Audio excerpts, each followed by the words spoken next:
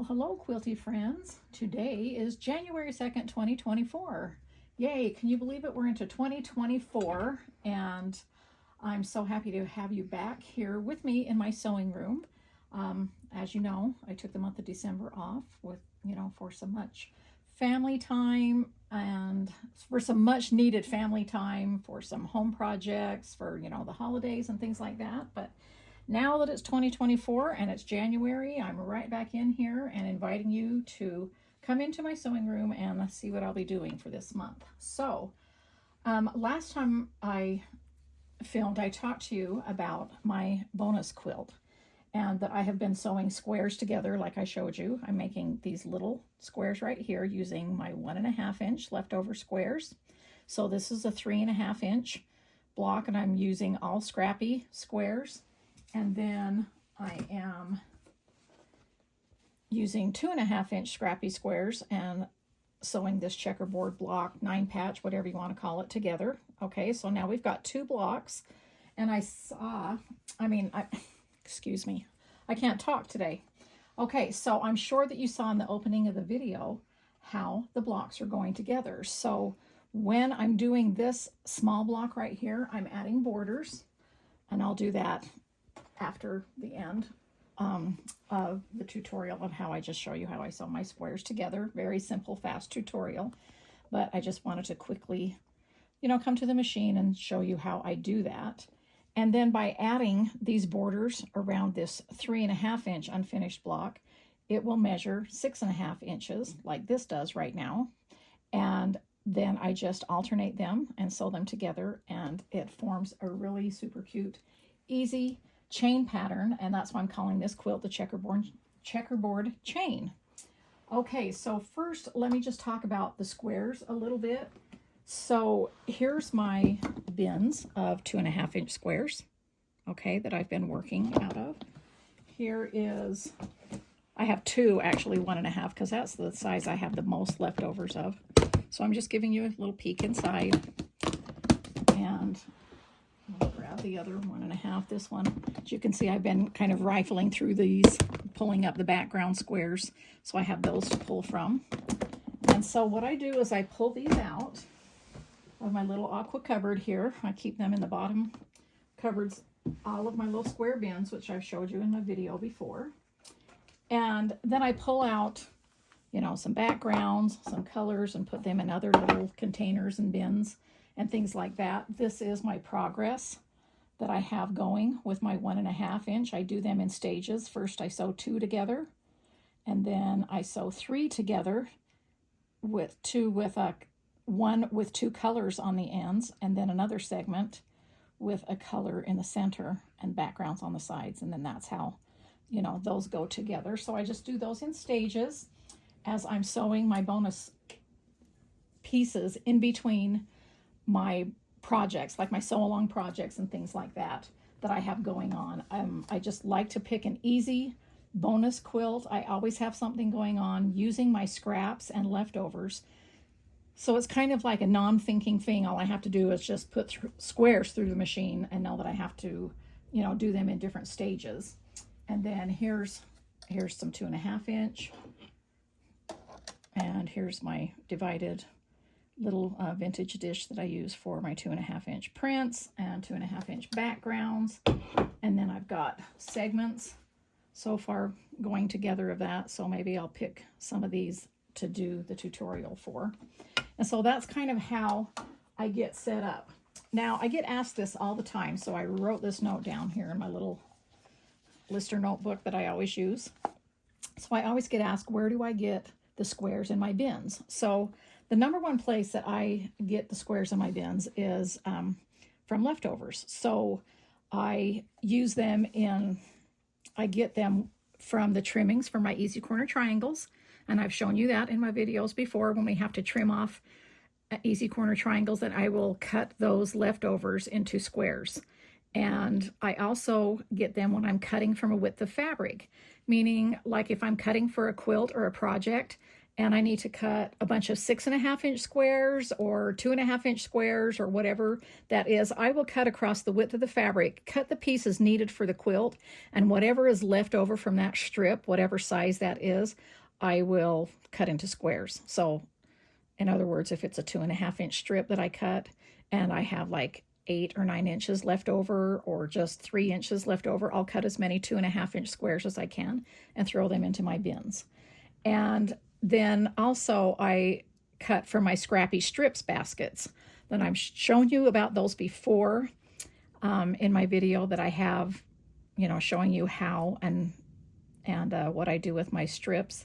And so a lot of times, if I am running out of certain colors of my squares, because maybe I made a red and white quilt, and so I'm really low on the red colors because I use them, or denim or something like that, then I'll take my strips and I'll pull some reds and cut a bunch of squares for my 2.5-inch strips and throw them in here, or 1.5 if it happens to be 1.5. I do know that I need some more denim of my 2.5, so I've made a note to myself that I need to pull out my bins and grab a few denim prints and cut some more 2.5-inch squares from denim. And so I do that. Let's see, the next one is when I have a leftovers from a kit of a fabric, like say I purchased a kit or you purchased a kit.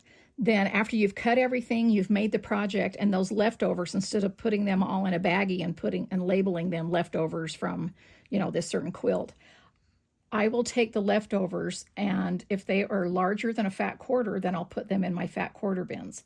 If they are smaller, if the piece is smaller than a fat quarter, then I will cut that into squares, leftover squares in the sizes that I use, and which are 1.5, 2.5, 3.5, 5, and 7, and put those into my bins.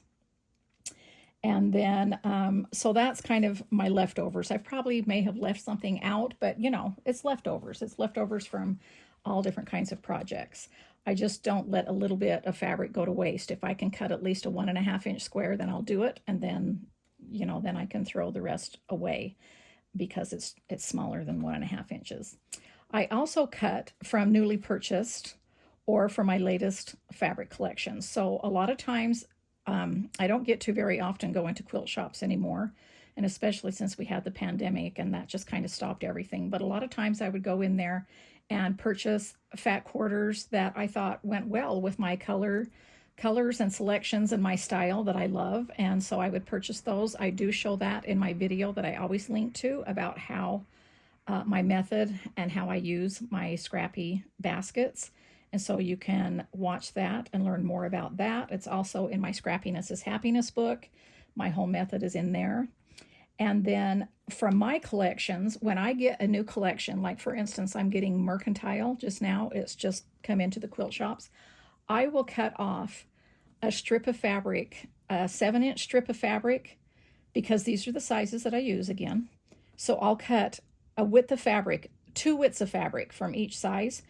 So let's just start with the 1.5 inch. So I will take from each print in Mercantile, I will cut a 1.5 inch width of fabric and put that width of fabric into my Scrappy stash baskets of my strips. Then the other width of fabric I'll cut into 1.5 inch squares.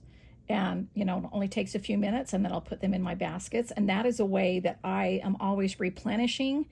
So it's just not leftovers, and I'm using older fabric and I'm using newer fabric all at the same time. And I mix them all up and get many prints.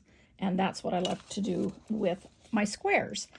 And so I'm just specifically talking about squares now, but when I need rectangles and things of other shapes that I need to cut, I use my strip baskets, which I've talked about before. So I also, when I use my strip baskets to replenish in here, I just wanted to let you know that for the checkerboard chain, I will use my 1.5 inch strips. I'll grab that basket and I can cut 1.5 inch squares. And my 2.5 inch basket, of course, I can cut 2.5. But my 3.5 inch strips, I'll pull those down too, because I can cut 2 1.5 inch squares from one 3.5 inch height and have just a little bit of leftover. I can use my 5 inch to cut 2 2.5 inch squares on top of each other, or just keep going and get several. And then with the 7 inch, I can cut 1.5 and 2.5 out of the 7 inch strips. Okay, and then the backgrounds, I'm going to talk to you more about that after I do the tutorial really quick. I just feel like I'm doing a lot of talking in front of the tutorial, but I'll talk about more of these things right after I show you how to do the block. We'll go over to the countertop and to the work table, and I'll pull out, you know, my plans and talk to you a little bit more about the quilt plans and the setting and all of that stuff.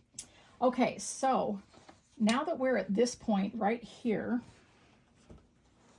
let me just put this square, or I'm going to trade this for this. Let me put that there. That's what we're making right here. Let me move this little container out. Isn't this container cute? I got that from Target a while ago. I like to use all different kinds of vintage containers and new that look vintage. And so what I do to sew the 2.5 inch is I will just take these segments right here.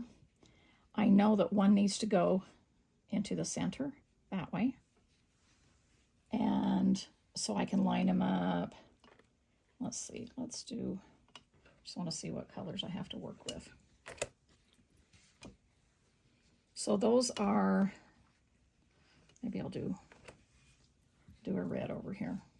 I just like to pick ones that have different backgrounds if possible, and then different colors right here. Now I'll save these segments for another 2.5 inch block, but now I'll just grab something from this basket, make sure that's not doubled, and stick there. Let's see, what can I use there? I can use some kind of a teal. That may be too close to that color. So this is what I do. I just kind of rifle through things. I don't want to use a denim. You know what? Maybe I could use this neutral right here. That's the fun thing about neutrals. They kind of go with everything. Okay, so then I can lay that out. And then I just need to grab this and find a background that I have not used here. And there's one right there. And so I have already sewn these two segments together, obviously, and I press everything open, keep everything nice and flat, and now this is just laid out this way, and I just simply use my 1/4 inch seam allowance on my Seam So Easy guide here. Follow that line.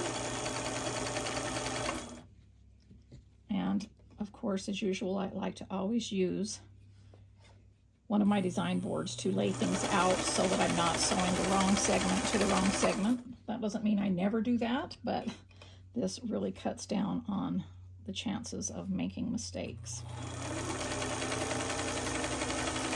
And then I'll usually just chain piece those, and I'm just going to put a scrap of fabric in between for the sake of filming. This is a super quick, easy tutorial, sewing squares together. But you know, for as long as I have been quilting and sewing, I never get tired of sewing squares together. They're the simplest.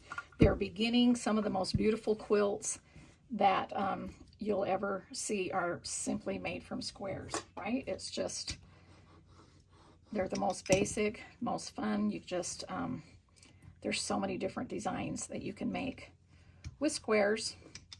And one of the things that I like to do are 9 patches, which is very classic and simple. And then using alternate blocks to make like a chain quilt, like a Irish chain, which is what this is. But I thought it would be fun to do, you know, checkerboard blocks, smaller checkerboard blocks in the middle, so that I can use my 1.5 and my 2.5 at the same time. And this is really a great stash buster quilt.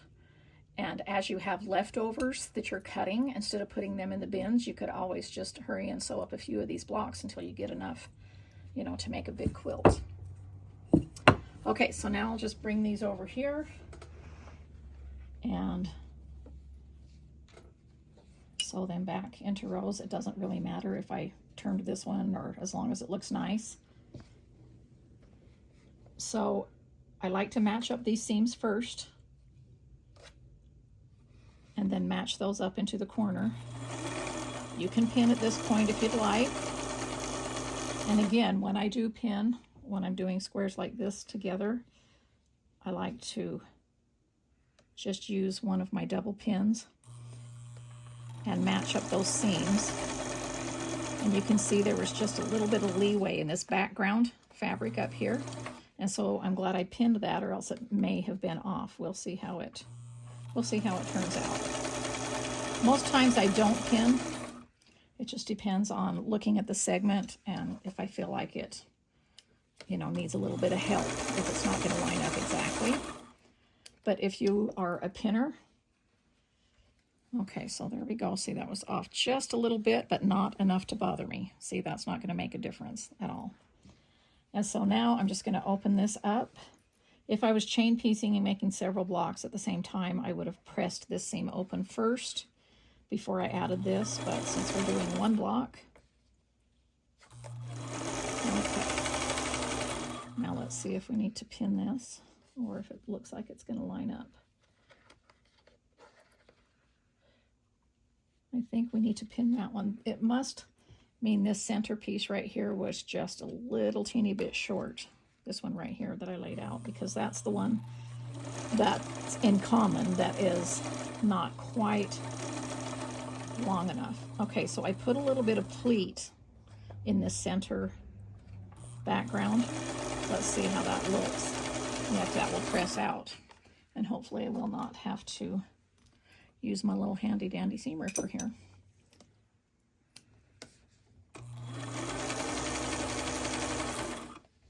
So this is what I mean by a little pleat right there. I kind of folded that up a little bit so that that would meet better.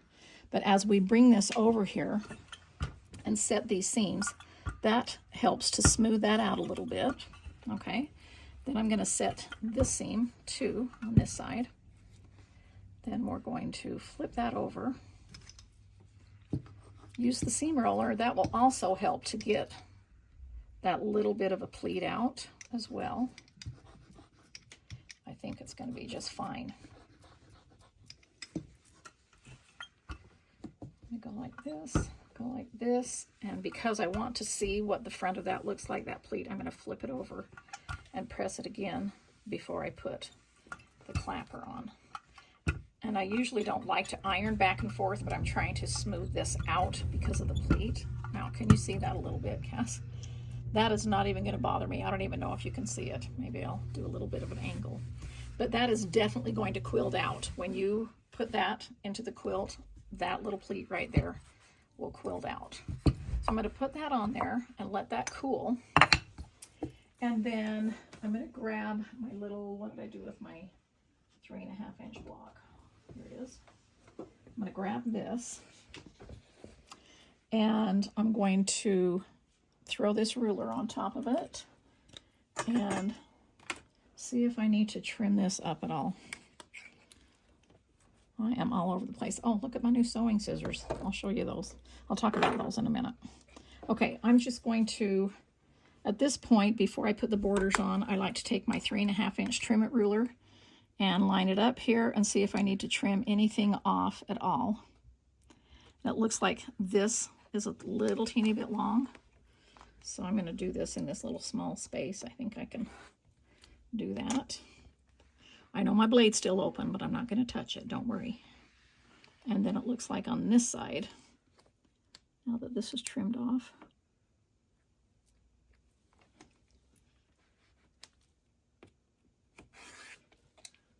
okay. And then I'm just going to look from this side to this side. I couldn't see at that angle, but it looked to me like it was good to go. There's a little teeny white piece right there. So usually I will chain piece a bunch of these, and if I have like 6, 10, 12, whatever I've done, you know, in the last little while, then I'll just take them over to the table and trim them all up, you know, before sewing them together. And so now I've got that, and then I can just pick, here's my borders right here. And I'm just going to pick one that I haven't used a background in. Sometimes that rule doesn't always apply, but if I have a choice, sometimes I like to do that.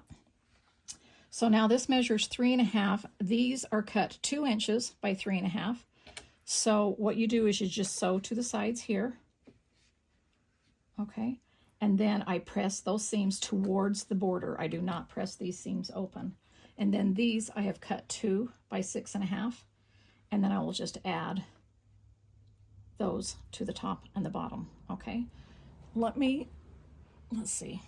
Let me grab, sis, do you want to grab me one of the blocks off of the design board? Okay, so here is one right here with the borders added, and see how I've pressed everything open within the block and then these towards the outside borders. Okay, and so when you put these two quilt blocks together, see what they're going to form right there. And I just alternate them. And as I'm putting this into the quilt, it really doesn't matter how I turn it. You can have them all these long seams going horizontally if you want, or it really doesn't matter. It's all just going to quilt up the same. I think when I laid them out on my design wall, I made all of these go horizontal, but you know, it really doesn't matter. And then I use my 6.5-inch Trim-It ruler right here, you know, and I lay that on there and make sure everything's lined up and looks good, and do those all at the same time. I do not take the time to do them singly when I'm doing a block that's all the same. I just do a bunch at a time. And so those are the two blocks that this quilt consists of. And so let's go over to the work table, and I'll pull out my little plan and show you the setting and the size of the quilt and all of that stuff and how I planned for it.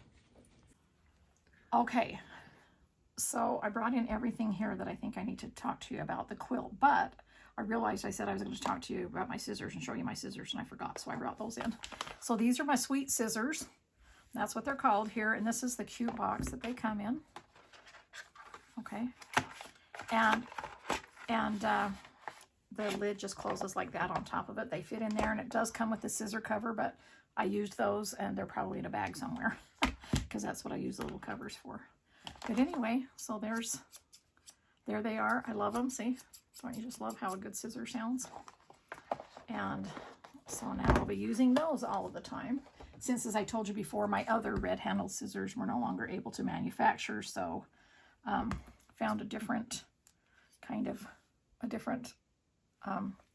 place of manufacturing. And I don't know if you can see on here the glare, but because of the glare, but it says Lori Holdaby in my bonnet engraved on one side, and then on the other side it's Riley Blake. Okay, so let's go back to this list that I was talking about when I was talking about planning and what I do. So when I cut for the backgrounds, this is what I wanted to talk to you about. So let's pull these in.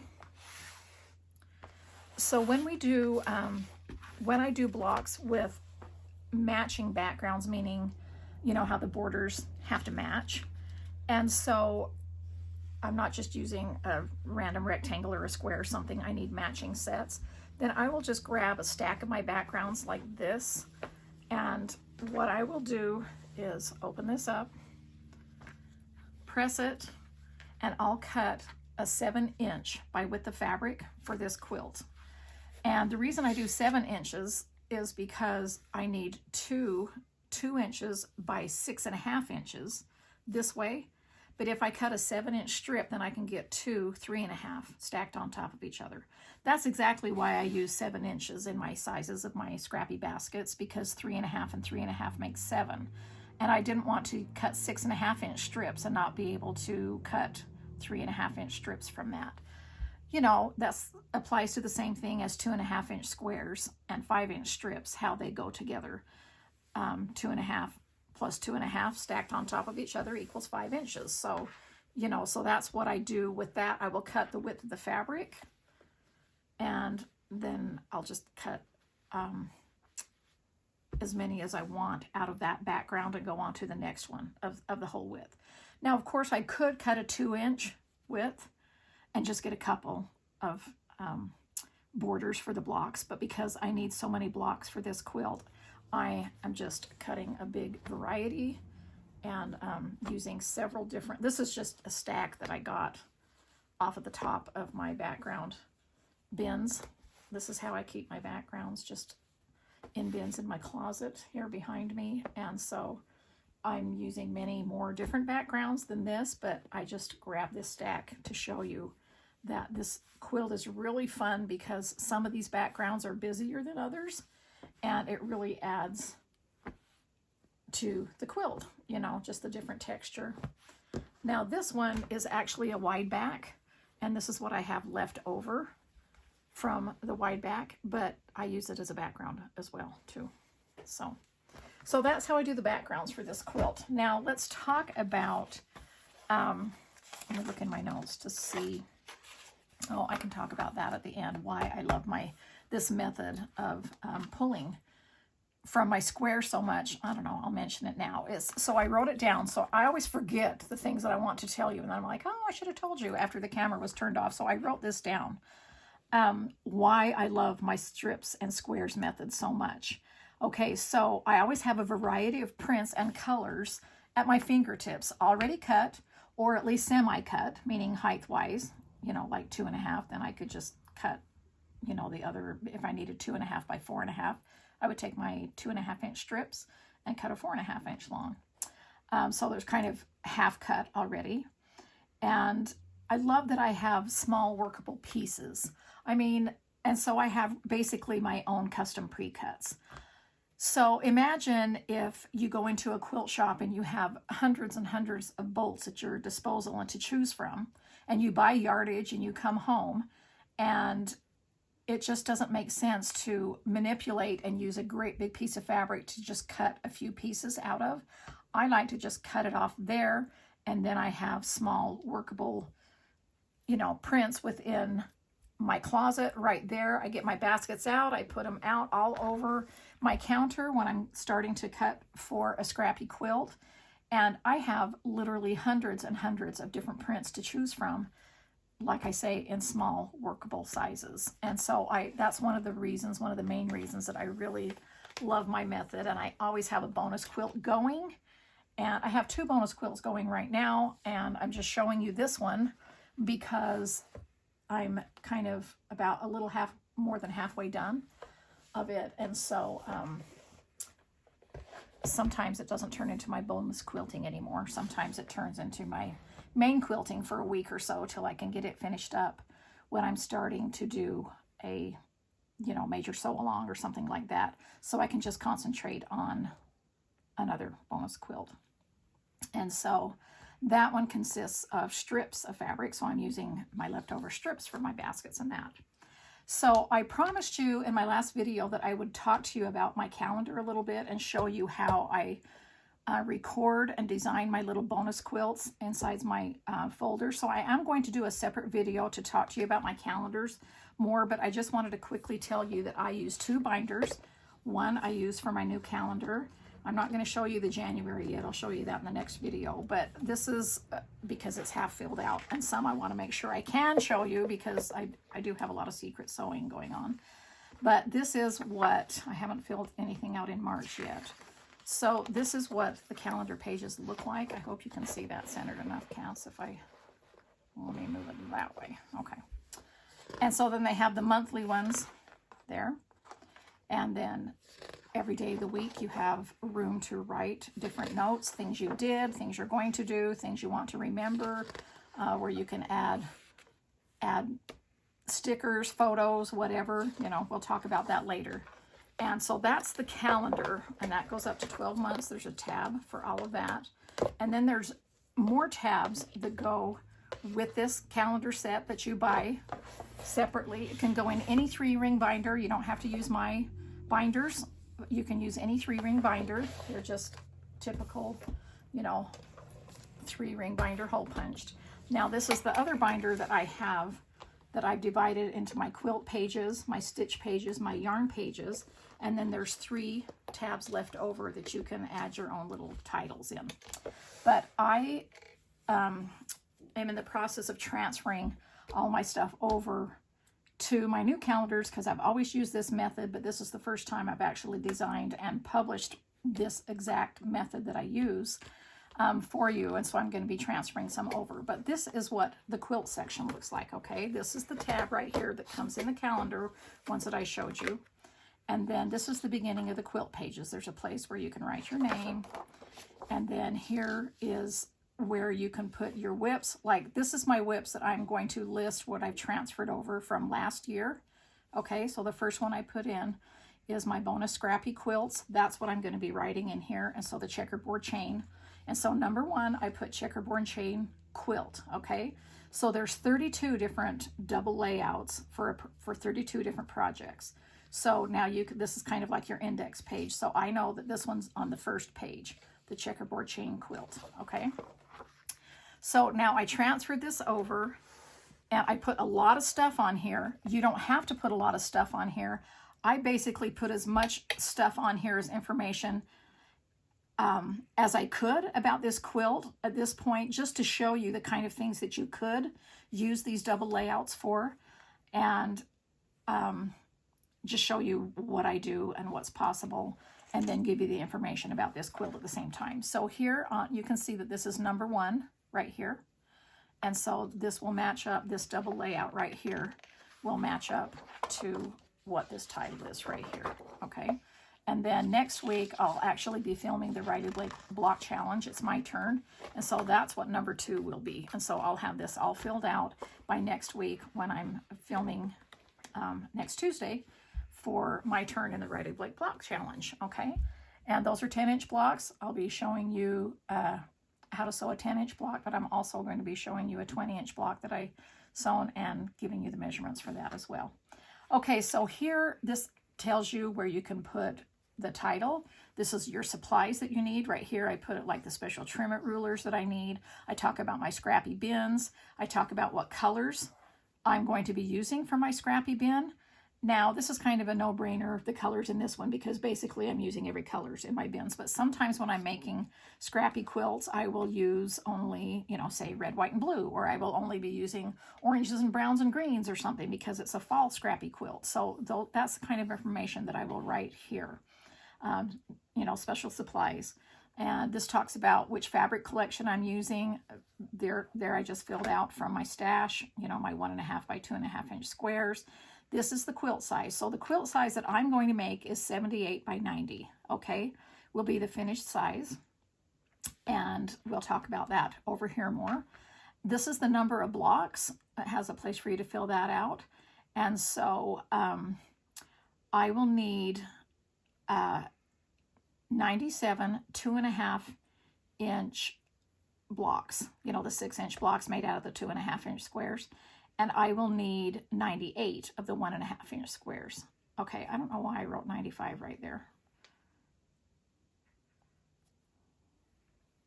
Did I write that wrong? Okay, hang on a minute. I got to check my math. Okay, I figured it out. Now, I made a mistake in my last quilt in one of the videos telling you yardage. And of course, I corrected it, but now I was afraid I was going to do that again. I was like, why is that 95?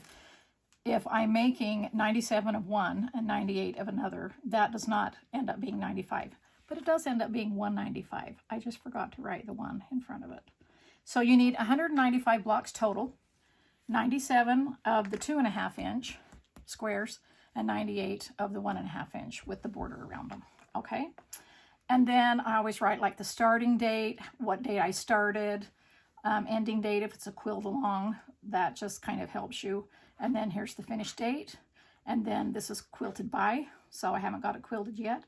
And then I may also, I left this space here, I may write sideways like when it was quilted and who it was quilted by, but I might put like what pantograph was used or something like that. You know, just a little bit further information. Here it tells you about the Sew Along host, which happens to be me, so it's my YouTube channel, and the tutorials in the Sew Your Stash series. So this is episode 37 in the Sew Your Stash series, and so that's what it'll be titled. And so anytime, so you can write that title down there of any YouTube tutorial or Sew Along blog post or anything like that. You can write that down here in your projects when you're planning them, so that you know where to go when you need to find out more information about that Sew Along. Always write down hashtags to be used. It's good if you want to use these hashtags when you're sharing your photos, so that we can all be inspired by each other and sew along at the same time. And then here I always put a supply sources and where I purchased. And so I can remember where I got those things if I'm revisiting this and I need more of something, you know, in any project, like, oh, I'm going to make a bigger quilt, so now I need more binding. And where did I get that piece of binding fabric from? You know, that kind of thing, so that you can remember and keep notes. Here, I just put where I got my bins and baskets, because you guys ask me that all the time. And so I usually get my bins and baskets from the either Container Store, Target, or Home Goods. Those are my favorite places to buy my organizational stuff. Now down here, there's a things to do note. I did put down that I need to cut more denim squares for my strip baskets, and that's where I keep my notes. Anything I need to prepare my Scrappy binding and backing, and we'll talk about that. And I need to film the tutorial, which I'm doing right now. My progress tracker, you can just put checks in there if you want to work on it every day or monthly, however your progress is, you know, just use that. Now, on this page here, this is what the page looks like. You know, when it's empty, you can see this number 2. It's empty. Okay. So I have decorated my calendar, meaning if you don't like to decorate at all, you don't have to decorate. It's already decorated, but you can add things to it. You can see that I added a few stickers and things over here, and we'll talk about that. So what I did over here is I drew my layout because I'm designing this quilt. I don't have a picture of someone else's pattern or something like that that I can tape in here or take a picture of or something. So I'm designing it.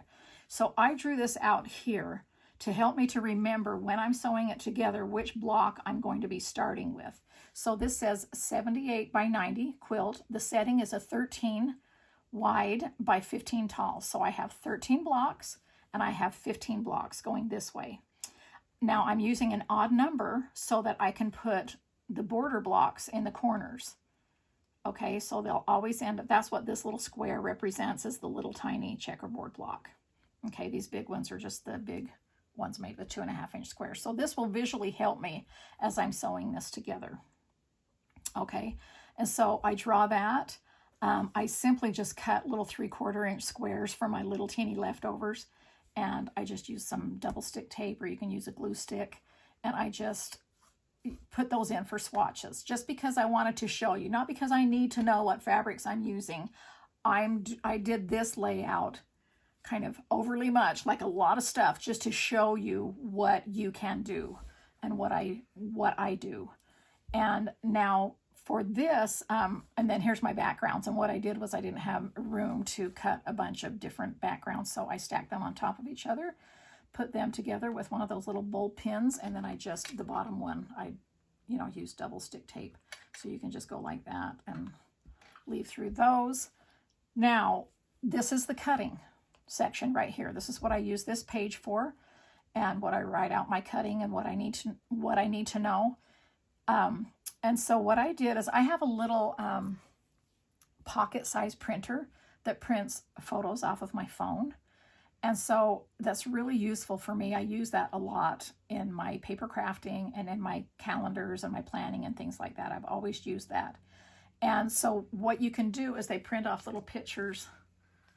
I saved these out. See, I just took pictures for my design wall, and it takes little 2x3 pictures. Now, when I do my more detailed video about this in the next week or so, I'll show you the printer that I have. But so it just takes little pictures like this, but you can actually cut them out. So I just took a screenshot of both of these together, and then I just cut them out. Here's my cutting that I need for this block. Here's my cutting that I need for this block. This is how many I need. This is how many total of everything that I need for that. This is just a picture of the quilt on my design wall. I instantly printed it out after taking the photo and just taped it there. This is a top shot of my Scrappy Squares bins. And then this is a top shot of my Scrappy strips, my 2.5-inch, my leftover 2.5-inch binding strips. So I've talked about this before, but I want to show you in detail. I am going to use Scrappy binding for this quilt. I'm not adding a border to it. I'm not doing anything. This is how this quilt is going to end. And then I'm going to be using Scrappy binding. And so I know I've talked to you about this before, but for those of you who are new, I do have this system of my Scrappy binding in my Scrappiness is Happiness book on page 212. So here's my little recipe for binding. So what I do is I add up the size of the quilt all the way around, okay, and then I add 20 inches, and then I divide that number by 40, which is approximate width of fabric by the time you trim off the selvages and if you're joining them on the diagonal. And so then I know how many strips I need. So if you are not doing scrappy binding, you will need 3/4 of a yard to cut nine strips of 2.5 inch by width of fabric to prepare your binding. If you are doing scrappy binding like I am, you'll need 358 inches prepared, okay? And so how I do that, here's my bin that I have of, dropped my book. Here's my bin of leftover that I have from bindings. Some is just a little piece, some is a big piece, and some is even leftover, look at this, from actual scrappy binding too, that I can just continue to use, okay? And so what I'll do is I will cut these like into 10 or 12 inch segments. I don't worry about them being exact size. Some might be 15, some might be 12, some might be 8. And I just sew them together, either on the diagonal or straight across. And whatever that may be, and that's what I use. This one is joined straight across. So if I'm going to be using this one, then whatever I add to it, I will be joining straight across. I don't want some of them diagonal and some of them straight across in the same quilt. I'll either choose one way or the other. And then once I've prepared that, I'm excited to show these to you because these are my new little binding holders. Okay, they come in this package like this, 3 to a package. Okay, and I'm going to use these for several things, but I just wanted to show you, once I've prepared my 358 inches, then I will just wrap them like this, okay?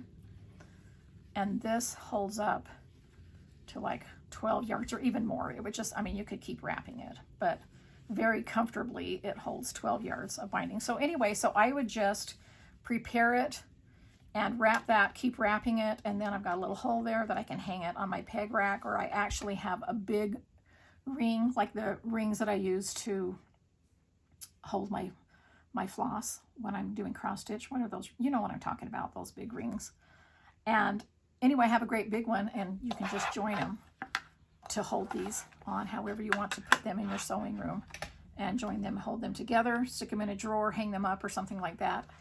And then you can put a label on here with your label maker of what quilt this goes to. If you have several prepared at the same time, you may want to remember which one goes to what. So you can either write it on a sticker and stick it on here so that you can remove it, or you can take a picture of the quilt pattern with your little instant printer, like I have my little pocket size, and just tape it there so that you can instantly recognize what quilt that goes to. But, you know, there's several different ways, or you can just write it out on a label maker and write the title. So that's what I'm going to do with that. So I talk about that there. Told you about the pictures, told you about that, told you about the scrappy binding. Now let's talk about, oh, I always write in pencil just because, I don't know, I can read it, I can erase, just like I had to add that one. I'm always just erasing things, adding things like that. So I usually use mechanical pencils. These are my new mechanical pencils, the Busy Bees. This is my first set. I have another set coming out with different prints, but they're the same. These are a 0.7. I really love these pencils. I did some pencils before that came in my office set that I wasn't really happy with the results on the lead, but I am happy with the results on the lead with this, and these also have erasers in them, and they come with an extra lead too. So anyway, so I use those, and then as far as decorating goes, these are my new stickers right here that I designed specifically. They're just have only barely been out, and I know this is kind of glary, but let me go like this so you can at least get some things that's not glared. But you get all of these pages of stickers in here, okay, which is 12 pages. And I'll go through and show you the individual pages. So you get some of these I've used, so like that one's missing. But you get 3, actually 4, where's the 4th one? There we go. 4 of these flower pages and bees and little queen bee crowns and things like that. And then we've got these fun little stitch pages that I did that look kind of like hand stitching, but they come apart in strips like this. See? So it's sort of like almost like a washi tape sticker. And I forgot to bring my washi tape in here, but of course I did printed washi tape on here, but I always use washi tape. I don't know, Cash, do you want to grab me one of my washi tape rolls sitting right there behind you in one of my mugs? So I always use my washi tape. I do washi tape with sets of all of my fabrics, and you can use it to tape your pictures on. You can just put it in here, you know, for decoration. Anyway, washi tape. Okay, so here's something that you can stamp numbers in, write numbers in, or sayings or words or whatever, just fun little icons. And then here's a page of labels. And these are all great for your project pages, but these stickers are especially good for the calendar so that you can put them in your notes, on your days of the week, on your things to specify things. And then here's another little flower. I don't know, that might be a repeat of the other page. And then I've also got these two with other labels and things like that. So that's those stickers. So I have used a few of those in these project pages. Right here, I have used a few. Oh, I forgot about the words to show you my little quotes. Left them over here. So now I've got little quotes here that just come up right here. I used this one right here that says make time to create. That was right here. And I just stuck it right there under that picture. One of the flowers I put right here. One of the little corner brackets I put right here. And they kind of match the little ones that I did, you know, for the calendar. Now, I also did a few other clear stickers right here that I stuck in. This one, the scissor one, and this little needle and thread. I stuck those on here. These are from my office set. I love these stickers. And so this is my second set of stickers too, so that come in this kind of packaging. The other one is like in my So Happy stuff, my Happy Place things. So I wanted to show you those. And I think, let's see, I'm looking at everything that I have laying out here to make sure that I've talked to you about everything. And I have. And so it's been kind of fun chatting with you about this project and how I plan my projects. I hope that you enjoyed seeing this layout. Thank you for requesting it. And I've had a lot of requests since my calendar and things are out. A lot of private messages, a lot of emails, a lot of comments asking me to show in detail how I use my project pages. So this one is for cross stitch. Okay, so that's what the cross stitch one looks like, and it has different, it also has a double layout, but it's about stitching, and this one's all about yarn and all the different things I'm going to be doing with yarn, and to keep track of that and different things like, I have some fun announcements coming with yarn that I'll talk about, and different yarn alongs and crochet alongs and punch alongs and all those kind of things. And so this is how I organize and do all of my information. You do not have to do all of this. I usually don't do all of this for every double layout, but I just wanted to show you the possibilities. I don't think I left anything out as far as all of the information that I need, pictures, because I'm a visual person. I do like to use pictures a lot, and just sample swatches, just all the information, and then decorating and all of that kind of stuff that you can do. But I hope that you use these pages for what will be the most useful to you so that you can find this information all in one place. And even when the quilt is finished, you have information on it. And it's like documenting your quilts. And you can just keep taking pages out and put them into another place and adding new project pages in. Once you finish 32 quilts, then you can, you know, purchase another one. The other thing that I love about my 3-ring binder system, and the reason I've used it is because I've used it forever, is because if I need more information about this quilt, all I have to do is have a 3-hole punch, which I do. They're standard, and I can take a piece of copy paper that I printed off of my computer.